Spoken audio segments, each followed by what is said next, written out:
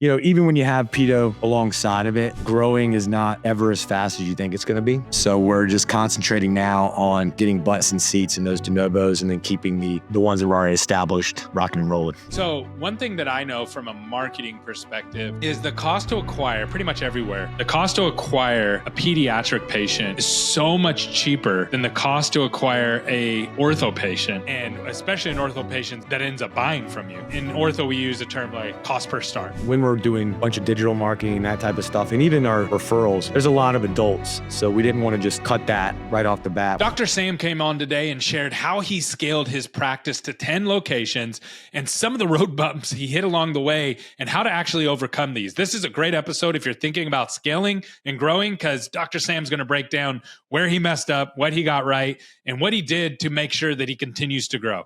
Stay tuned. Welcome back to another episode of Dental Marketing Theory. I'm your host, Gary Bird. I'm the owner of SMC National, where we help offices just like yours level the playing field so you can grow the way that you want, but you can't grow if you don't have a vision. And today, Dr. Sam Burrow, who's a renowned speaker, teacher, author, and award-winning board-certified orthodontic specialist, is going to break down how he scaled his practices. And he was very, very transparent. He told us the good, the bad, and the ugly. This is a great episode. You're going to want to stay tuned for this. All right, we are live, and I got the privilege today to talk to Dr. Sam, who in the last several years has grown to 10 practices, and that is hard to do. So he agreed to come on today and share with us what has been the biggest impact to him growing his practice, growing his organization. Dr. Sam, go ahead. Why don't you tell us what the biggest thing has been for you when it comes to growing your practices? Yeah, absolutely. As we were talking about before we started here, when I first came out,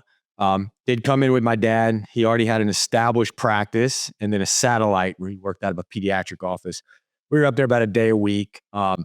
So that was good to kind of, get out of that. Then we decided to add one more practice. That was about 3 years after I got started. And then we went from the 2.5 to 10 within 3 years, with 4 of them, now 5 of them being de novos, which, Gary, I can tell you, was probably the wrong decision to make. We realized that we thought we were good. We did the one de novo. We did one in South Carolina. Worked out great, but it was the only one, right? And we had the other office making cash flow, so it didn't really feel all of that as it was going down. So we thought, hey, we're good at this de novo thing. Let's do a bunch more of them. We also realized that we didn't want to get left behind in terms of referrals. So we wanted to implement pediatric dentistry with this.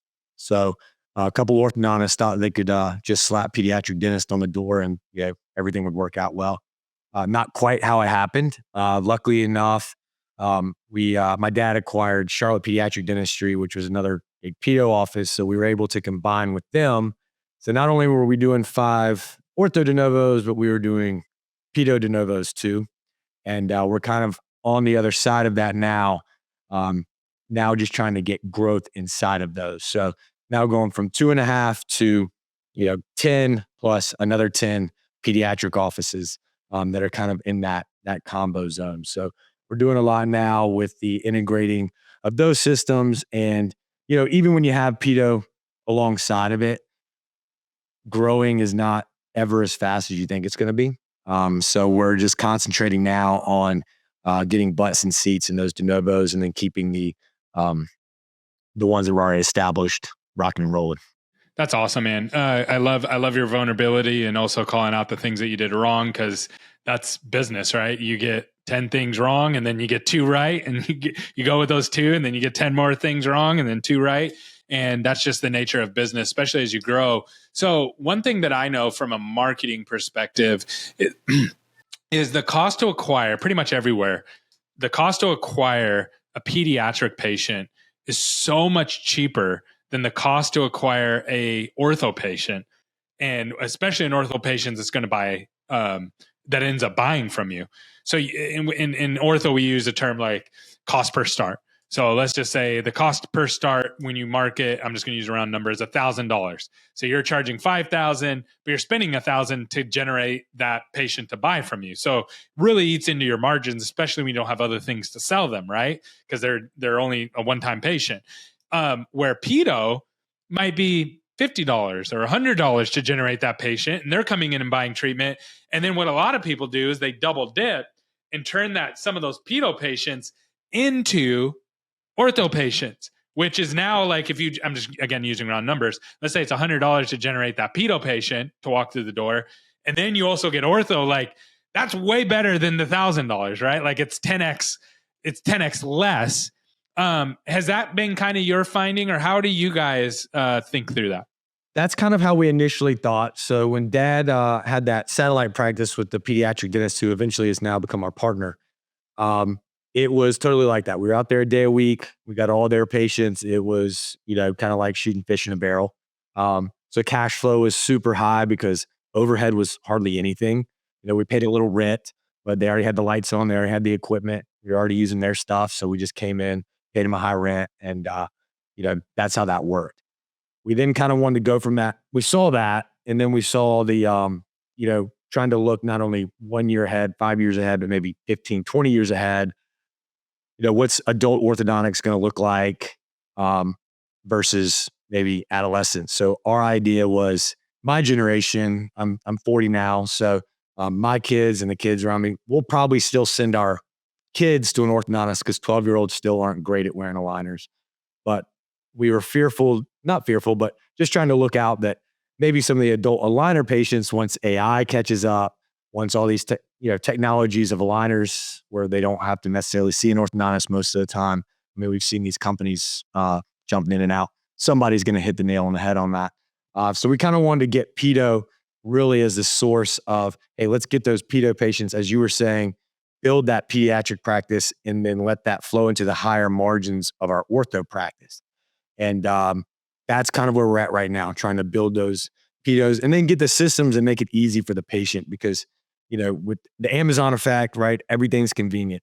That mom wants to come in, and if I'm a parent and I take my kid out of school, maybe I have 2 or 3 of them, and I get them to a dentist appointment, if they can see the orthodontist right then, and I don't have to make another appointment, get them out of school, me get out of work, whatever the case may be, it's just that much more better for the patient. And we're hoping that we don't miss anything. So a kid doesn't get mixed in a 7 or 8 year old with an impacted canine doesn't get missed and not seen by an orthodontist at the correct age, goes through the system. And then at 15, we're like, hey, that tooth's ankylosed, nothing we can do, or their embraces through college, whatever the case may be. So that actually brings up an interesting point because that's the kind of the next part of it is like the avatar, the ideal patient for pedo is not always the ideal patient for ortho, right? So it's like sometimes there's a gap in age, and so it doesn't happen right away. Sometimes it takes a long time for that momentum to build.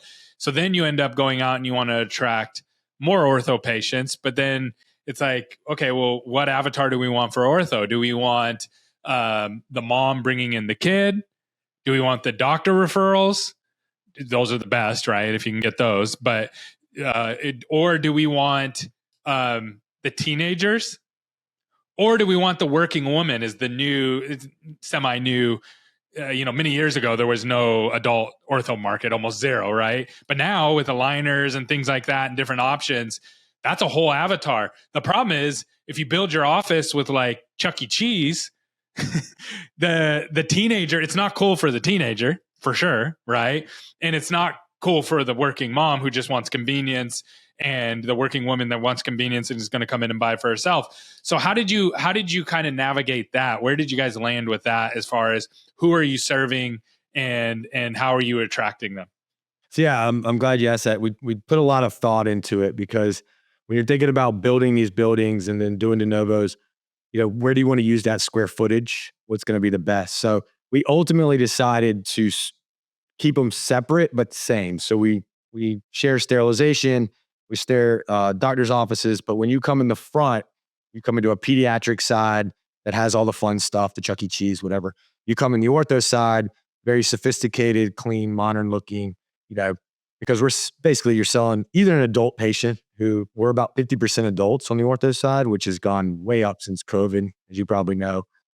And then if we have the kid, we're selling the mom. So, she wants it to look nice. She wants to have the nice Starbucks machine, that type of thing. So it is a much different look on each side. That's awesome. So you built out more for the older demographic on the ortho side, younger on the pedo side. Okay, and that's and are you happy that you've done that? Like, has that worked out for you guys pretty well from everything that you can tell? I know that we never know the future and what's going to happen, but like from right now, are you happy that you did it that way and didn't focus on the younger crowd on the ortho side? Yeah, we are. And simply because too, like I was saying, our demographics and the way that we've seen it, when we're doing, a bunch of digital marketing, that type of stuff, and even our dental referrals, there's a lot of adults. So we didn't want to just cut that right off the bat. We wanted to make sure that it was inviting for them. And then again, the kids aren't going to care as much. And so you have both sides, and it's worked out real well for us. So That's great. What has been, as you've worked through this and you've grown to 10 practices and you continue to grow, what has been like the one thing that you would go back and tell your younger self when you started? Hey, don't go left, go right. What would be that thing? the first would be slow down a little bit. Now, I say that, but also my idea is take some action and then stumble a little bit and see if we can get back onto our feet. So the balance of having some partners with it too, which has been fantastic, is we all have different cadence on that. Mine's obviously, gas to the floor, and some of theirs are not. So slowing those up, operational wise and scale wise, you know, I I read maybe 2 books and thought I was a genius at it, and then obviously implementing that after reading a book is, whether it's Traction or any of those books, you're like, "Oh, yeah, of course, I've got it." But actually putting those in place and then realizing, "Hey, it's not me that's gonna do it. We need to hire people that have done this and know this." So, um, basically hiring faster and hiring higher, I wouldn't say, yeah, just higher level people and more experience. Yeah. Each that's the one lesson I would say in business that I've learned is that I can save money on hiring and teach somebody. And there's certain positions that there's actually an advantage of doing that because there's certain things inside my company that I don't want to do traditionally. I want to do it differently than everybody else. So then I want to hire a younger person that I can train to do it the way that I want them to do it, not the way they were taught incorrectly, in my opinion, or whatever that is. But then there's other positions that you can get, basically you pay for the experience, right? You pay because they've already done that thing. And so like, I think in like dental revenue cycle management, like you're not trying to reinvent the wheel there. You just want to make sure you're collecting the money, you're billing, everything's working efficiently. You don't want to go hire someone green to do that because you're going to end up lacking money as you're growing. You want to have somebody with experience, but maybe on the design of the office, maybe you hire somebody who's never built a dental office before because you want it so different, right? Is that kind of what you're talking about there? Exactly. So, getting the basics is what we made the mistake on the first time. I would say mistake, but we got some people outside the industry that were good operators, but not dental operators. And then, we're able to revert that and get somebody in that had experience at big DSOs and big this. So he was kind of, yeah, I see your situation, bang, bang, bang, here you go. And it kind of took the operations out of my hands, which I don't enjoy. I enjoy making the relationships with the dentist and doing the marketing stuff and, having ideas that other things can be, that other people can help me implement because as we all know, some idea guys, some implementers. I'm not the implementer. So How'd you figure that out? That because a lot of times when we start, maybe you were this way, I was this way. I was like, I want to do everything. I can do everything. But then I realized like, yeah, I could go do this, but I don't want to do it. And I'm actually I'm not the best at it, right? How did you come to that conclusion of like, okay, here's what I should be focusing on?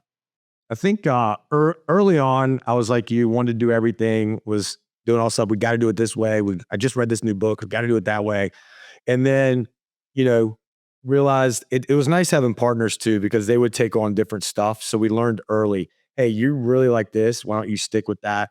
I really like this. I'm going to stay out of your lane unless you need my help. Talk to me about it. And then in that point, we realized, okay, now we need some higher up people where we can go produce.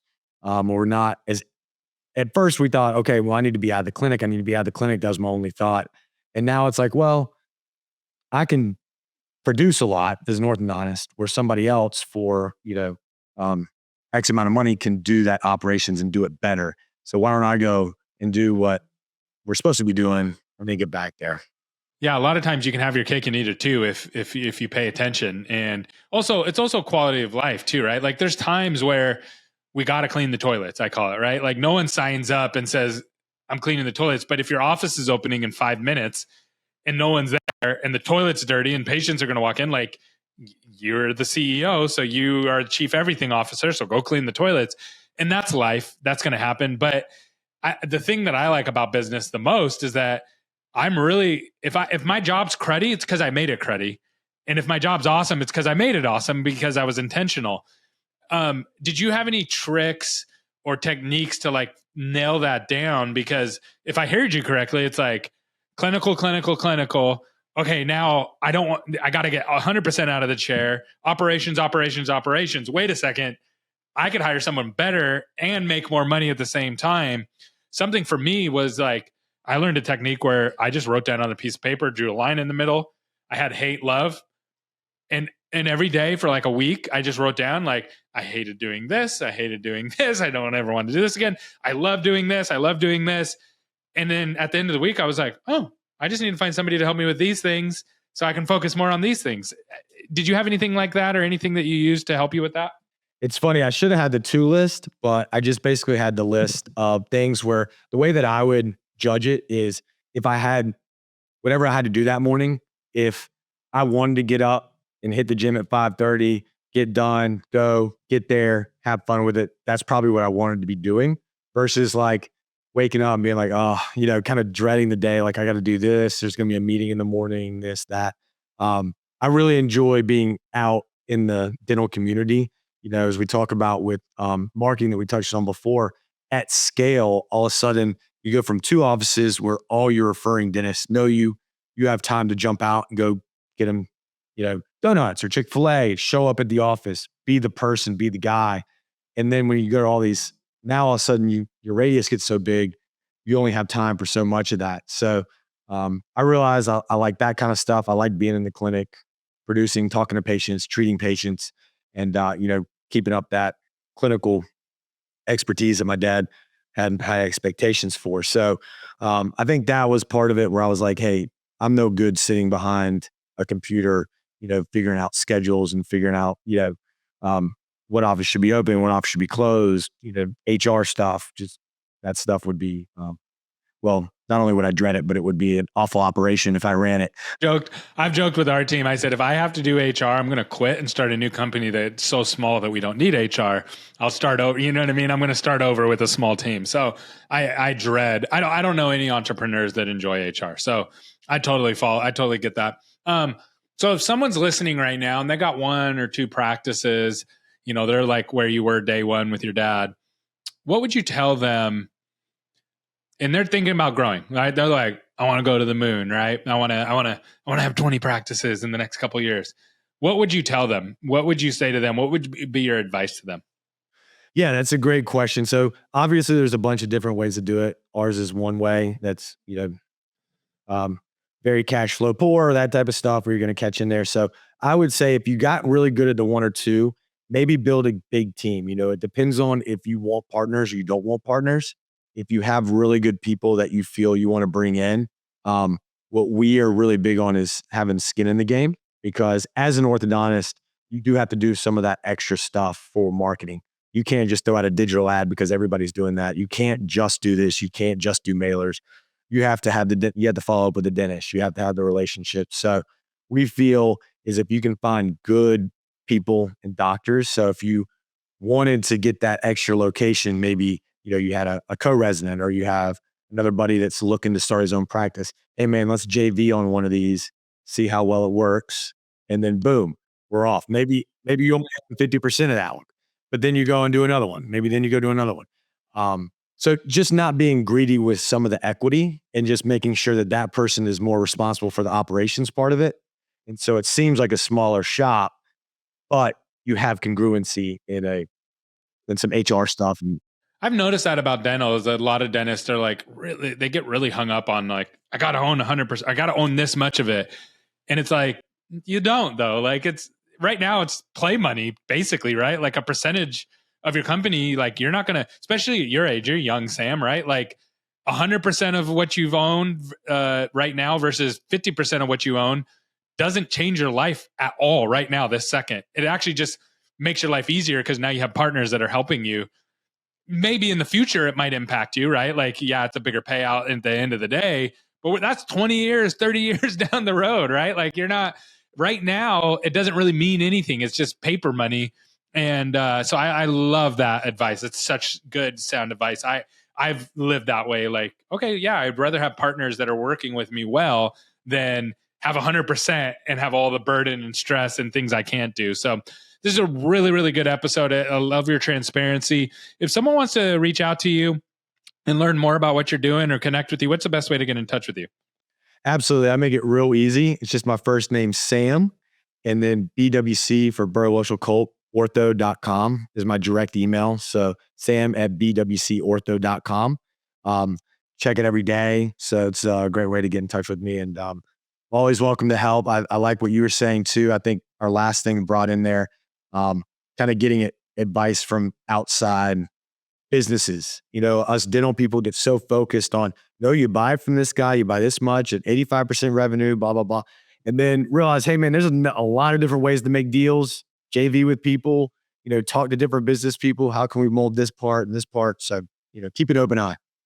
That's awesome, man. Great job today. Thanks for coming on. Thank you. Thanks for listening to the Smiles Ahead podcast powered by Burrow, Welchel, and Culp Orthodontics. Be sure to leave a rating, hit that subscribe button, and if you have more questions, you can reach out to me directly at sam@bwcortho.com. That's sam@bwcortho.com. You can also visit our website, bwcortho.com, and we will be happy to answer any questions you might have.